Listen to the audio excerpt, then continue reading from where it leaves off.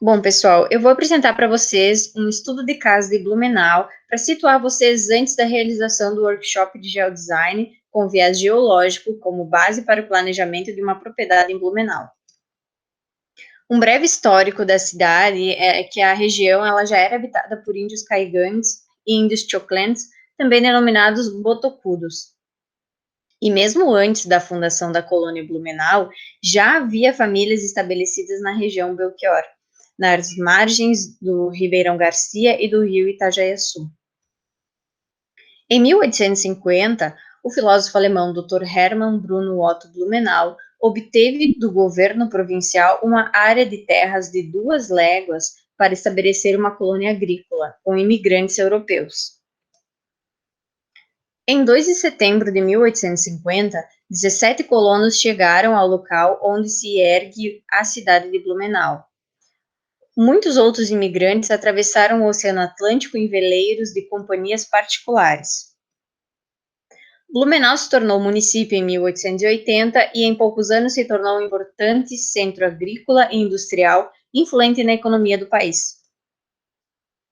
Blumenau possui uma herança da história de sua colonização.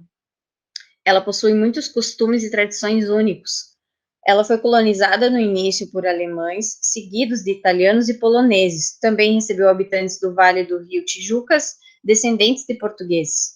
Mesmo assim, as cidades da microrregião incorporaram principalmente a cultura alemã e italiana. Blumenau possui um grande histórico de enchentes. Em outubro de 1880, teve uma enchente que causou sérios prejuízos à população e à administração pública, com a destruição de pontes e estradas. Em 1911, teve outra enchente, essa tem os registros fotográficos aqui, como vocês podem ver, e também causou grandes prejuízos à população e à administração pública. Desde então, se registra vários períodos em que ocorreram diversas enchentes na cidade. Blumenau, atualmente, ela configura o quarto lugar entre as maiores economias de Santa Catarina, ficando atrás de Itajaí, Joinville e Florianópolis. Configura um dos maiores centros industriais do estado, sendo que a principal atividade econômica é a indústria têxtil, responsável por fabricantes de grande porte fundados no século XIX, como a companhia Hering e a Karsten. Referente ao turismo, a cidade de Blumenau, ela tem diversas atrações, né? Temos diversas coisas a se fazer em Blumenau. A Vila Germânica é um espaço de eventos com 30 mil metros quadrados, parecida como uma mini cidade alemã. O local não é visitado apenas durante os eventos. Seus restaurantes, cafés e souvenirs, em meio a uma arquitetura típica e agradável, fizeram da Vila Germânica um dos principais pontos turísticos de Blumenau em qualquer época do ano, não apenas na Oktoberfest Blumenau, né, que é uma das maiores Oktoberfest da América do Sul. A Rua 15 virou um ponto turístico da cidade, com sua arquitetura típica alemã, que evidencia toda a cultura de Blumenau. Nela é possível encontrar muitas atrações, como o Relógio das Flores, Teatro Carlos Gomes, Castelinho da Havan, Prefeitura, Catedral São Paulo Apóstolo, além de muitas outras lojinhas e restaurantes. Aqui embaixo vocês podem ver que tem, então, esse castelinho que hoje é a loja Havan, e aqui em cima tem um pedacinho já da Catedral.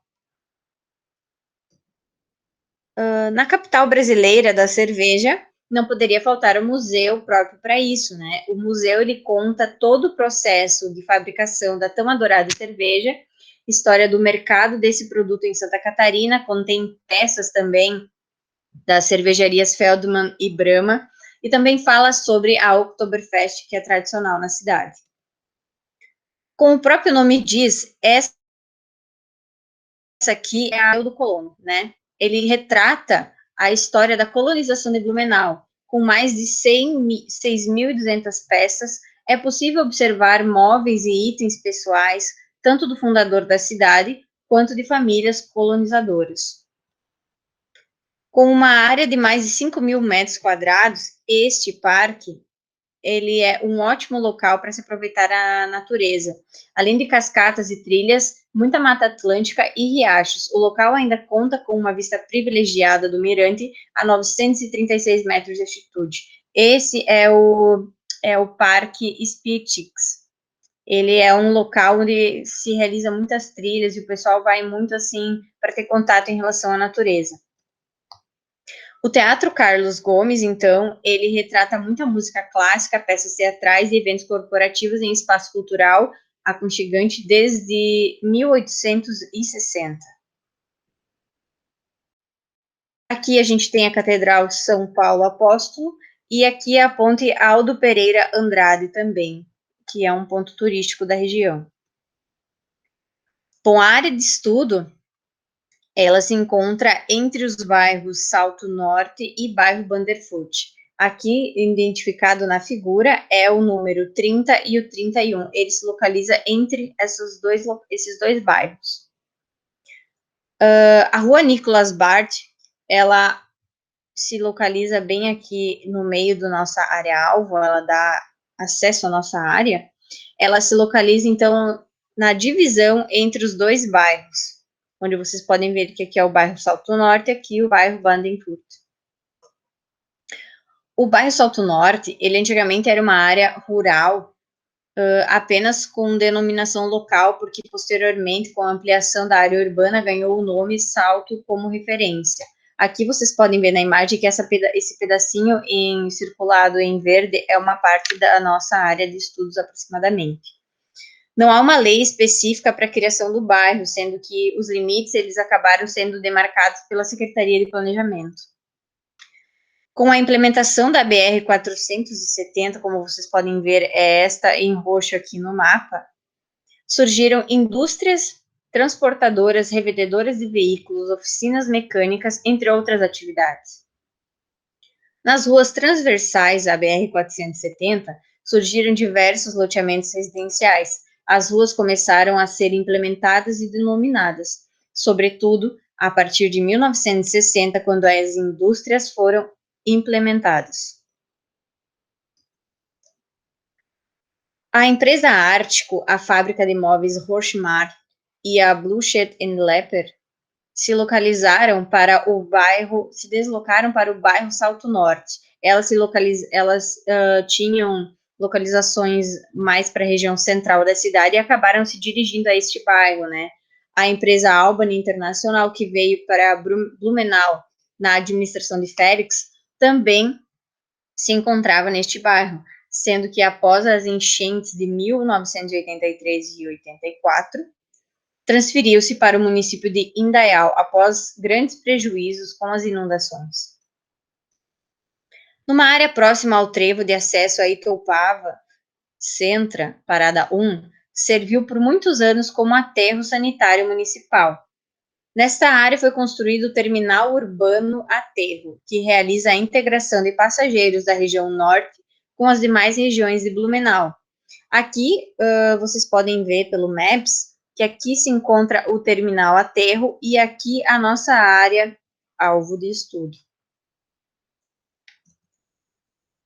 Nesse bairro, o uso residencial compete com outros usos em quase toda a sua extensão, e ele é cortado, então, pela BR-470 e pela sua marginal, a rua Engenheiro Udo Deck. Ao longo dessas duas vias, os usos comercial, industrial e de serviços aparecem em maior quantidade. Abriga também universidades como a Associação Educacional Leonardo da Vinci. O bairro ele faz limite ao sul com o rio Itajaiaçu e é cortado pelo Ribeirão Salto do Norte. Bom, aqui vocês podem ver a Uniaselv, ela possui até mais de um centro. E aqui é a nossa área de estudos. Apesar do distrito ele constar no mapa da colônia de Blumenau de 1864, esse bairro Badenfurt, onde a nossa área de estudo se localiza aqui uma porção dele em verde, ele permaneceu como área rural até 3 décadas atrás, quando diversas leis determinaram a ampliação das áreas urbanas e suburbanas. Nele temos a Capela Nossa Senhora Perpétuo Socorro, que foi fundada em 1865, sendo a primeira capela construída na colônia Blumenau. Também ocorre a fábrica de Hermer Alimentos, onde se iniciou com o Ernst Hermer Sênior, onde ele possuía uma ferraria e fabricava balanças decimais. No ano de 1903, Hermer pôs uma tabuleta em sua ferraria com a inscrição "Compro mel em qualquer quantidade", surgindo com isso, a partir de 1915, a companhia Hermer Indústria e Comércio. Aqui temos uma fotografia da fábrica em 1971. O Schustmann-Warn em Badenfurt foi criado em 18 de abril de 1926 e, com o advento da nacionalização, passou a ser denominado de Clube de Caça e Tiro Badenfurt, onde no bairro, então, havia um clube de caça e tiro, onde o pessoal utilizava para se divertir e fazer as atividades de recreação na época. Hoje existe um museu referente a esse clube de caça e tiro. No ano de 1929, é instalada a rede de distribuição de energia elétrica. Com a implementação e asfaltamento da BR e a rodovia Vernen-Duve, houve um maior desenvolvimento do bairro Badenfurt. A implementação de empresas como a Universal Veículos, Postals, Banner Tecnologia de Ar e Meio Ambiente, Plásticos Kremer, Molas Obenaus, Distribuidora Nacional de Veículos, Autoposto Blumenau e outras, mudaram a característica do bairro, tornando a área rural em urbana. O bairro Badenfurt, cujas características predominantemente são residenciais, sofre mudanças com a instalação de atividades econômicas e a intensa urbanização que refletem no fluxo de pessoas e veículos. Essas são algumas referências que eu utilizei para realizar esse estudo de caso, e quaisquer dúvidas que vocês tiverem podem entrar em contato. Isso foi para ambientar vocês em relação à área onde vocês irão fazer sugestões. Bom, pessoal, o que é o geodesign? O geodesign é geo mais design ou design mais geo. A definição de design, traduzido do inglês para o português, é projeto. A definição de geo é referenciada pelo contexto geográfico, levando em conta as características do local, processos geomorfológicos, hidrológicos, ecológicos, geológicos, termo ligado diretamente, então, à definição do espaço. Framework Geodesign. A concepção de geodesign é um framework, o qual, em tradução literal para o português, seria metodologia. Entretanto, metodologia é um conjunto, associação de técnicas, e framework define-se como uma conjuntura de técnicas passível de variar, de agir perante a problemática a ser enfrentada. Carl Steinitz definiu o geodesign como uma ferramenta baseada e formada por um conjunto de questões e métodos necessários para resolver grandes problemas, complicados e significativos problemas de design, em diversas escalas geográficas, variando de um bairro para uma cidade, uma paisagem ou uma bacia hidrográfica. A prática dessa técnica requer a colaboração de diversas profissões, entre elas as de projeto do ambiente, de ciências geográficas, tecnologia de informação e pessoas do lugar. O modelo representado é utilizado por 3 vezes, ou seja, há 3 interações. A primeira denominada por quê, a segunda denominada como e a terceira denominada o que, onde e quando. Onde há esse conjunto de perguntas que variam de um modelo para o outro. No número 1, como a área de estudo deve ser escrita? Número 2, como a área de estudo opera?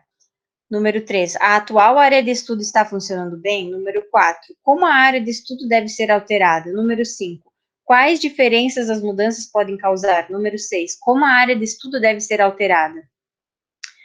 Nesse primeiro workshop que iremos desenvolver, será gerada a primeira rodada de interação, que é denominada o porquê. Por que a área de estudo deve ser estudada?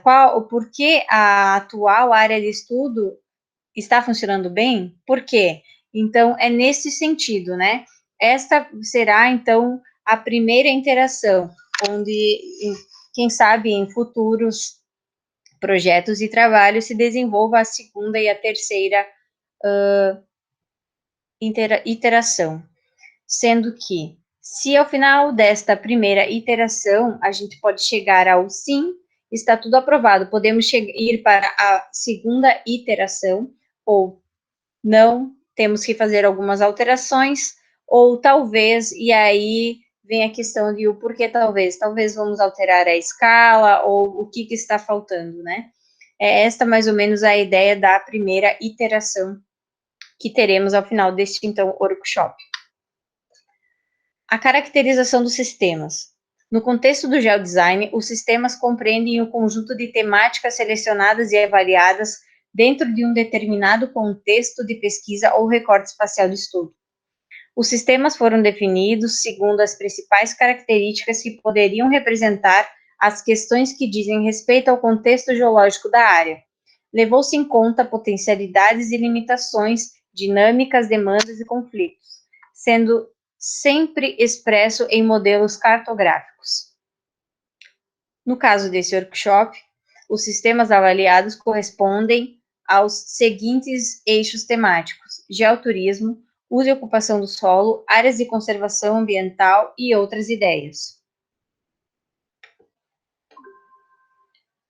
Bom, pessoal, no quesito de como eu criei, né, o modelo de avaliação que vocês vão utilizar no workshop. Para o modelo de uso e ocupação do solo, eu me baseei no laudo geológico geotécnico desenvolvido pelo Aaron Barreira em 2020, onde ele, através de mapeamento em saídas de campo e utilizando o método Schalab e outros métodos, comparando a geomorfologia, o relevo, o tipo de solo, o tipo de rocha, levando em consideração a hidrogeologia e a hidrografia do local, ele acabou identificando as áreas passíveis de ocupação humana, que são essas em azulzinho claro, e as áreas úteis, onde áreas passíveis de ocupação humana pode haver construções onde essas construções elas não interferem na questão de APPs e não corre o risco de, durante as obras para a construção de possíveis prédios ou residências ou o que for, não haverá riscos para a própria região haver algum deslizamento e nem para as regiões em torno, que há regiões residenciais em alguns locais aqui próxima, né, nessa área aqui há regiões residenciais, áreas residenciais. Área útil é a área onde você pode ocupar, mas não pode construir efetivamente com total segurança. E com base nas áreas críticas cabíveis de contenção também eu levei em consideração, onde essas áreas aqui, então, necessita contenções devido ao estudo que ele realizou, o estudo geotécnico. Esse é para realizar, então, o mapa de uso e ocupação do solo, onde vocês podem ver que, quando eu abrir ali o Giscolab, vocês vão ver que cada areazinha onde eu indiquei muito apropriado, apropriado e não adequado, em relação a essas definições do laudo geotécnico geológico do ar. Bom, para o mapa ambiental, eu levei em conta as áreas de proteção permanente nos corpos hídricos, onde o Aaron ele identificou as nascentes e os corpos hídricos que estavam dentro da área do estudo, e ele acabou fazendo um buffer ao redor dessas nascentes, né, com 30 metros, e ao longo do percurso do córrego também. Então, eu selecionei essas áreas e defini que essas áreas aonde tem essa área de proteção permanente devem ser sugerido alguma coisa em relação a elas para que protejam elas, para que elas permaneçam com esses 30 metros ao seu redor, como manda, né, a lei. para fazer o mapa o modelo de avaliação do geoturismo, eu levei em consideração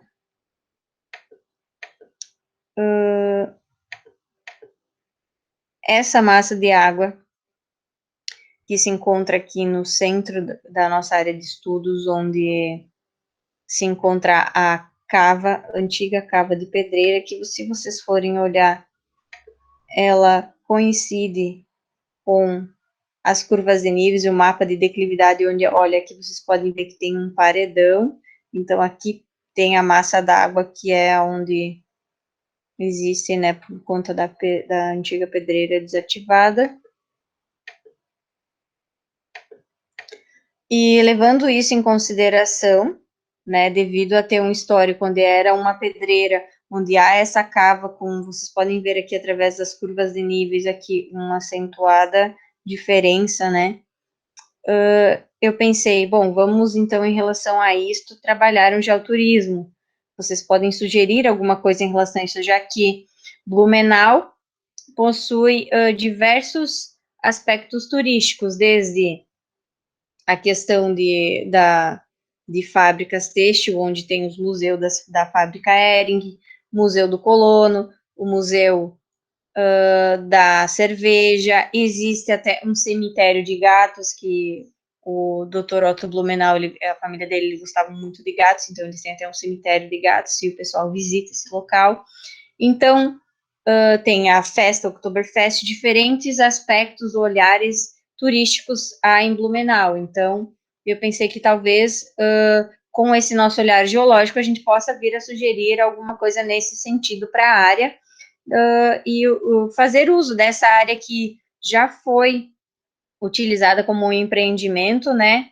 Foi usada como uma pedreira, então, nesse aspecto, dá uma relocação, né? Fazer o pós-mineração para essa área, né? Então, a partir disso, vocês podem ver que eu indiquei onde essa área aqui da pedreira, eu gostaria muito que vocês sugerissem alguma coisa para fazer em relação ao geoturismo, pensar em alguma coisa, né? Assim, eu acabei criando os modelos de avaliação para a área, onde agora eu vou abrir para vocês aqui a plataforma que nós iremos utilizar, que é o GISCOLAB, né, desenvolvido pelo Laboratório de Geoprocessamento Escola de Arquitetura da UFMG. Vocês vão entrar nesse link que eu vou encaminhar para vocês, já encaminhei, né? Virão aqui no login. Eu vou fazer aqui o logout para entrar de novo com vocês. O usuário. Bom, vocês vão entrar com o usuário userblue, e a senha também é userblue, né? E aí vocês vão estar aqui na plataforma já aberta na nossa área, que é Geodesign Blumenau. Bom, aí vocês vão abrir referente ao grupo de vocês. Por exemplo, eu sou referente ao grupo, então, do geoturismo. Vou entrar aqui no geoturismo. Como vocês podem ver, como eu expliquei, eu coloquei em verde escuro, né, o local onde é ao redor da cava, até estendi um pouco essa área, né, exagerei bastante ao redor da área, e eu gostaria muito que vocês sugerissem alguma coisa referente a geoturismo nessa área. E eu coloquei em apropriado, então, o restante da área, né, em verdinho claro, que aí vocês podem fazer alguns outros apontamentos no restante da região, vocês fiquem bem livres para escolher.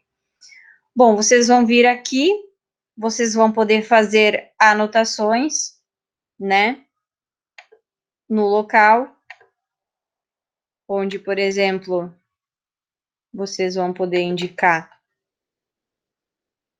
o que vocês querem, como vocês querem. Por exemplo, aqui, vocês coloquem cava, pedreira, tá? Cava de antiga pedreira. Aí vocês colocam uma descrição. Ocorre uma antiga cava de pedreira, deve ser levado em conta alguns aspectos referentes, alguma coisa assim, referente à água. Não sei, aí vocês vão descrever o que vocês querem dizer ali, né? Vocês vão conversar comigo e vão dizer, Grace, eu quero fazer uma anotação. Vocês vão desenhar, vão colocar a anotação aonde vocês querem aqui, tá? E eu dei as orientações a qual balãozinho e que cor vocês devem utilizar. Eu vou estar acompanhando vocês, né, no dia do workshop.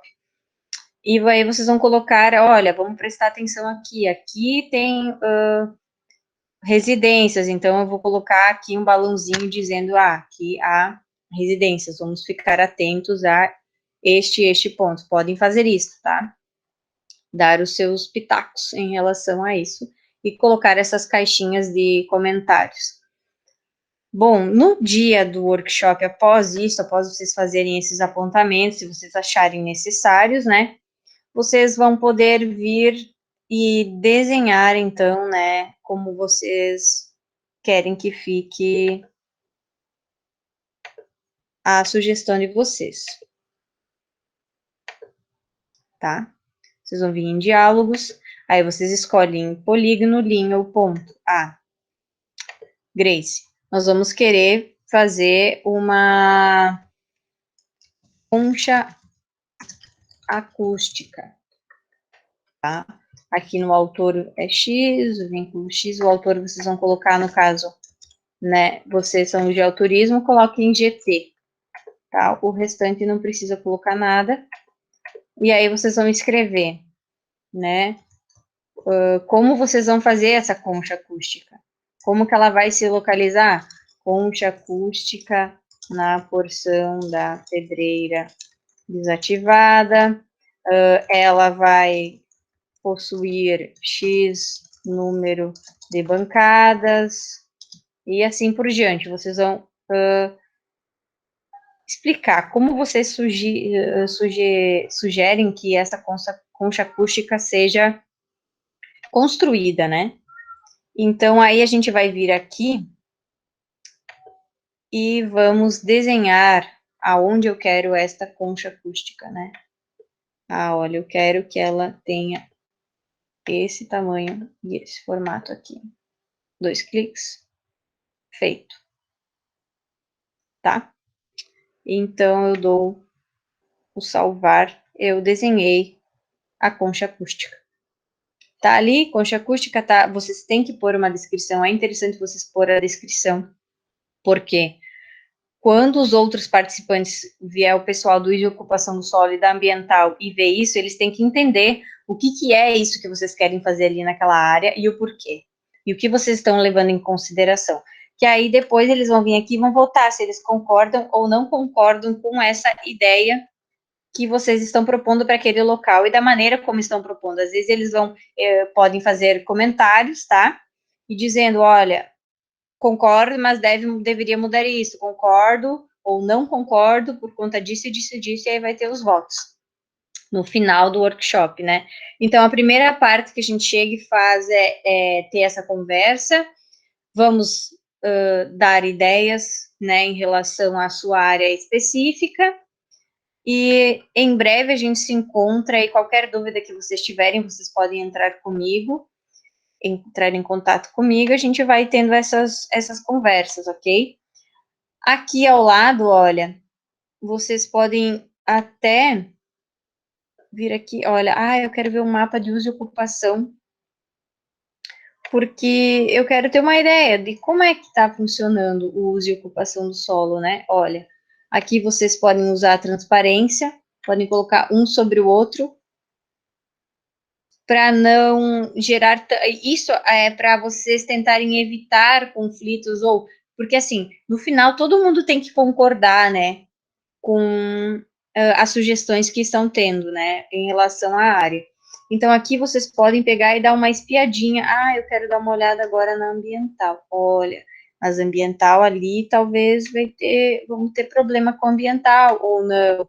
Então, isso eu gostaria que vocês tomassem esse devido cuidado, tá? E olhassem para vocês se conversarem entre os grupos de uma forma não diretamente, mas indiretamente.